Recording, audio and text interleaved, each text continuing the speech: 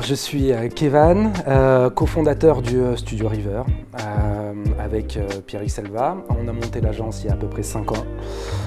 J'ai un passif dans le motion. J'ai été directeur de créa dans une agence de communication pendant 5 ans. Et voilà, et on a monté notre studio il y a 5 ans. Vidéo Copilot. Animation. Je ne peux pas me satisfaire d'une image arrêtée. J'ai besoin qu'elle vive. J'ai besoin qu'elle soit en mouvement. Sur ces 4D, je dirais en ce moment X-Particles. Sur After, je sais pas. Ah oui, Photoshop définitivement. Je suis pas du tout à l'aise avec Illustrator. Tout ce qui est vectoriel, c'est pas, j'ai pas l'impression d'avoir le travail de la matière. Pour moi, c'est super important et sur Illustrator, j'ai pas cette marge de manœuvre, donc voilà. J'aime le travail d'élastique. C'est le motion allié au cinéma, donc il y a toujours une forme de storytelling. Tout ça couplé avec la musique, c'est à la fois du clip vidéo, c'est à la fois du motion design, c'est à la fois de la 3D, c'est tout ça réuni et j'adore quoi.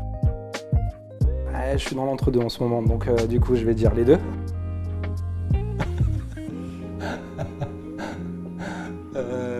Brune. Pastis. Je suis pas un grand fan des scripts, j'aime bien pouvoir faire les choses moi-même à la main et à part peut-être Reposition Encore Point que j'utilise régulièrement. Je crois que ça fait un moment que j'utilise plus trop de scripts. Il y a eu un temps où j'en utilisais beaucoup, quand je faisais beaucoup de motion 2D. Aujourd'hui sur du compositing et sur de la 3D, voilà. Dès que je me retrouve dans ces phases-là, les scripts je les utilise plus. Octane. Parce que j'ai commencé sur Octane et que Octane m'offre tout ce dont j'ai besoin pour l'instant, donc pas besoin d'aller sur Redshift.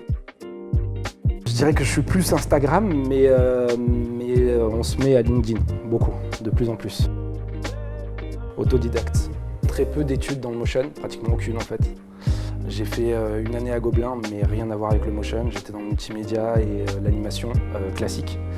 Le motion, c'est quelque chose que j'ai vraiment appris sur le tard. Et puis, c'était pas quelque chose qui existait à l'époque, donc on a tous commencé par l'animation flash, et puis tout d'un coup, After Effects a débarqué, Vidéo Copilot, et donc on est parti là-dedans, quoi. En équipe.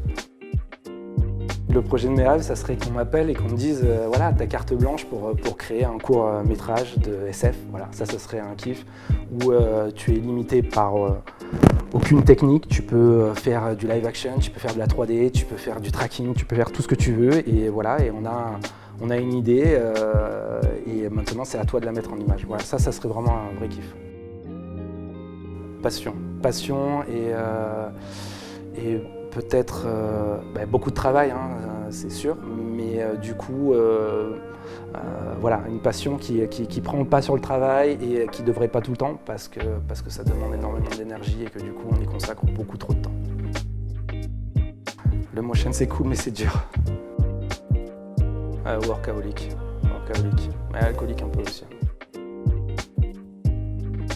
Un truc assez étrange, c'est qu'on a vécu une sorte d'explosion du motion. On a vu naître le motion. C'était quelque chose qui n'existait pas. Même le terme motion design est arrivé comme ça du jour au lendemain. C'était pas quelque chose de très clair. Moi, je me souviens avoir fait des conférences à des patrons de CAC 40 en leur expliquant ce qu'était le motion design alors que j'avais que 26 ans.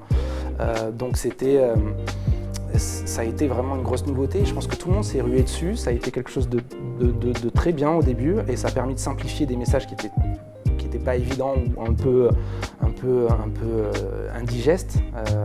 Je parle de chiffres clés, de data motion, ce genre de choses.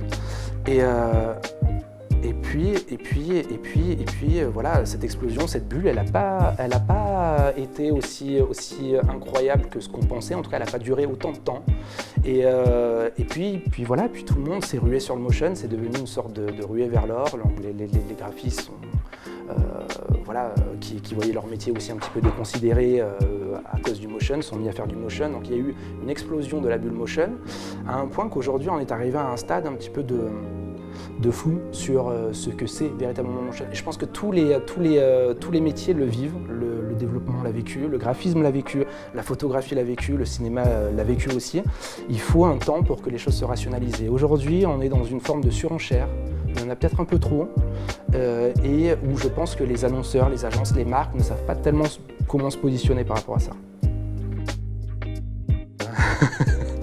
Qu'on se développe encore plus, qu'on aille de plus en plus sur des projets plus arty, plus construits, avec encore plus de storytelling, avec encore plus de liberté, parce que voilà, c'est ce qui compte, et qu'on puisse autoproduire pas mal de choses, parce que voilà, l'autoproduction, c'est la clé. C'est la clé, il faut faire des films qui nous plaisent, quoi.